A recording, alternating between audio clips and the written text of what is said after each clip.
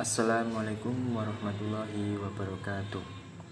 Nama saya Rijal Arif Rahman Hakim dari Fakultas Perikanan dan Kelautan Program Studi Teknologi Hasil Perikanan dengan NIM 147241050. Nah, di sini saya akan meresum TM ke-13.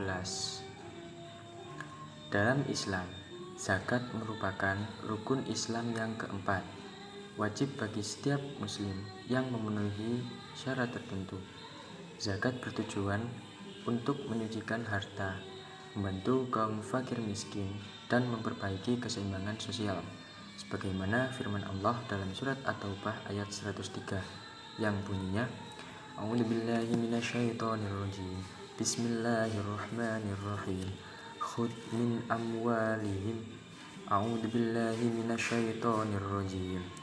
Khudh min amwalihim shadaqatan tutahhiruhum wa tuzakkihim biha wa sholli 'alaihim inna sholataka sakanul lahum wallahu sami'un 'alim.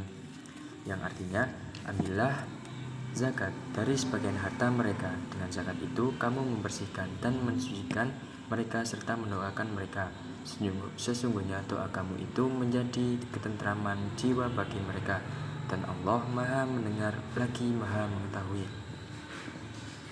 Zakat memiliki hukum wajib dan telah diatur dalam Al-Quran dan hadis Rasulullah SAW, termasuk jumlah nisab, jenis harta, serta penerima zakat yang dikenal dengan istilah Ansaf 8. Namun, dalam kehidupan bernegara, umat Islam juga diwajibkan membayar pajak kepada pemerintah. Pajak adalah kewajiban yang dikenakan oleh negara kepada warga negaranya untuk mendukung pembiayaan kebutuhan publik seperti infrastruktur, pendidikan, dan keagamaan.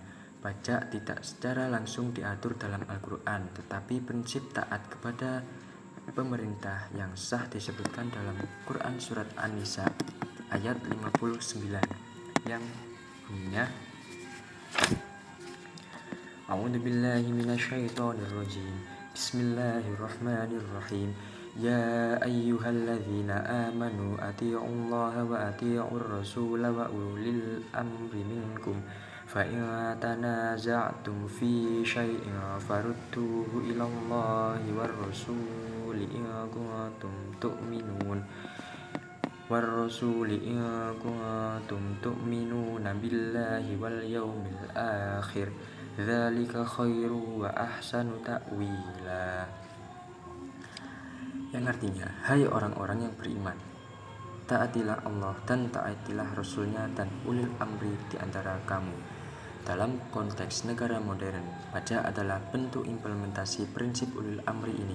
Jika pemerintah menetapkan pajak untuk tujuan maslahat rakyat, maka hukum membayarnya adalah wajib selama tidak bertentangan dengan syariat Islam.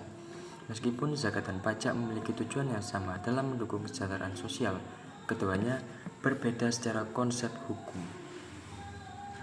Zakat bersifat ibadah dengan ketentuan yang jelas dalam syariat, sedangkan pajak merupakan kebijakan negara yang fleksibel sesuai dengan kebutuhan masyarakat. Oleh karena itu, umat Islam yang telah membayar zakat tetap harus membayar pajak, karena pajak digunakan untuk kebutuhan publik yang lebih luas seperti pembangunan infrastruktur dan yang lainnya.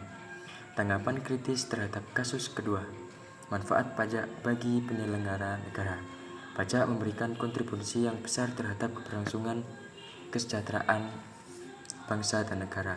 Dengan pajak, negara dapat membangun infrastruktur seperti jalan, jembatan, rumah sakit, dan sekolah yang menjadi kebutuhan bersama.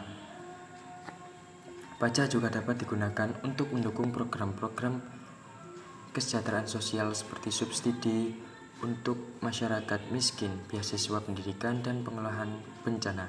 Dengan demikian, pajak menjadi salah satu alat untuk merealisasikan keadilan sosial sebagaimana prinsip dasar Islam yang mendukung pemerataan dan kepedulian sesama manusia. Sebagai umat Islam, membayar pajak merupakan bentuk ketaatan kepada ulil amri yang sah dan bentuk tanggung jawab sosial. Hal ini sejalan dengan ajaran Islam untuk tidak hanya peduli pada ibadah individual, tetapi juga memberikan kontribusi yang nyata dalam kehidupan bermasyarakat dengan memahami manfaat pajak dan zakat secara bersamaan. Diharapkan umat Islam mampu berperan aktif dalam pembangunan negara tanpa melupakan kewajiban ibadah kepada Allah Subhanahu wa Ta'ala. Nah, kesimpulannya, kita harus tetap membayar pajak meskipun kita tidak tahu itu arahnya kemana, tapi itu hukumnya tetap wajib dan itu sudah tercantum dalam Al-Quran. Sekian dari saya. Wassalamualaikum warahmatullahi wabarakatuh.